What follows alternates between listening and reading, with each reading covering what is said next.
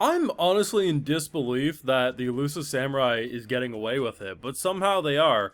At the rate we're going, they might be able to pull off another 10 characters and somehow the cast isn't going to feel bloated. So when Gemba got introduced, I thought to myself, it's kind of shocking. I thought the party was formed, but this is a character that naturally fits in. Sure, the cast is a bit bigger than maybe a lot of shows could handle, but I have faith they could pull off having enough characters and screen time for the set characters. And then we introduce a new character again. And immediately I'm thinking to myself, okay, this is a cool character design. Badass fighting style. Could be very useful. If not, maybe make it so we have no food to eat. But still, Fubiyuki, we need him. But then I think to myself, I'm counting, I'm like, there's no way there's enough screen time. Yet somehow, by the end of this episode, even though he's not like officially recruited, it seems pretty clear that our boy wants him recruited. Most anime struggle with like 3 characters that you have to bounce around like enough character development. Yet we're building up a cast the size of the My Hero Academia cast, and honestly I'm convinced the Elusive Samurai is going to develop each of these characters fairly freaking well. But yeah, at this point I'm just going to assume by the end of episode 12 we have literally a miniature army that all have talking roles, and there's no way, but yet somehow they're making it work. A full live reactions over on Patreon. If you want to see my full and good thought to any of these Elusive Samurai episodes, it's going to be over there exclusively. So, the end? The murder spree? Brutal. I thought it was bad enough seeing like 4 stacks of bodies. No, them drinking the blood like it's sake and just everything. Like, these are some... Sometimes you look at the faces of the characters, right? And usually you don't want to do a judging a book by its cover, but these are sexual predators, man. There's no other way to put it. The way they look, the way they're smiling, the way they get off on murder, like these are some downright scumbags. And our boy is trying to obviously help this little village. It's crucial in a lot of ways for a sneak attack, especially if you're doing like a twin pincer maneuver or whatever. And the idea that we start the episode off with our god pretty much saying, shoot, I can't see the future, which is like, okay, it's not the end of the world, right? I mean, most people go about their life not being able to see the future, so you just kind of have to play it by ear. But obviously he's extra paranoid because of that, because, well, if you die, the bloodline's gone. The bloodline's gone, everyone's shit out of luck. So I do get the fear, but, it felt a little too clingy. Honestly, there's this one particular shot this one right here, if you showed to someone this shot who has yet to see this show, they would probably think Chris Hansen needs to get involved because it does not look good. Even knowing the context, it doesn't look good. He's a little sus in this image. And it was funny though. It was funny seeing them all just try to like leave and him just like kept popping up like just a deranged lunatic, like scared to send your kid off to the first day of school because they're gonna get shot or something. It's like, absolute was just freaking out. But I can understand it. It's just, it was a little too much. They didn't really like reveal why he sometimes loses his future sight. Is it because something's about to happen in the case of this new character, and maybe that throws a wrench into the idea of what can happen in the future? Maybe. Is it a time thing? We really don't know. But apparently it sometimes can happen, as seen by the daughter pretty much saying, yeah, sometimes dad gets like this, so it is what it is. Though, yeah.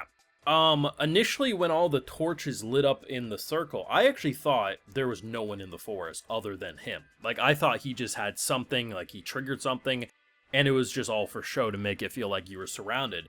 But packed a mean punch. So our boy gets a shattering realization that the progress that he thinks he's been making, which he probably has been making progress, but very clearly our MC thinks he's been making more, with the shattering realization that he's been getting babied. 2 very different types of babying, but babying nonetheless. And he's looking at this dual wielder who, honestly, sometimes the animation with how he's spinning the katanas, you would think he has chains, like the way he's spinning it. It looks like chains. No, just he's a swords master, before then bowing down and saying, oh, actually, you fed me in the past. My bad, girl. There's something just so ridiculous about the thought of recruiting someone like this, whose first interaction, without even realizing it, was stealing the food for a god and having to lie and say a bear ate it. that will be a daily occurrence, and I don't know how long it lasts until heads start rolling, because Jesus, that's just funny. But this was actually a very like comfy episode at the start. It's kind of weird because like at the end of the day, the kids actually feel like kids, right? Like they're going playing on the ice, you know, doing simple things, and then you think of the fact like, oh wait, they have actually killed people already in this show, and like we have like a whole ass war plot line.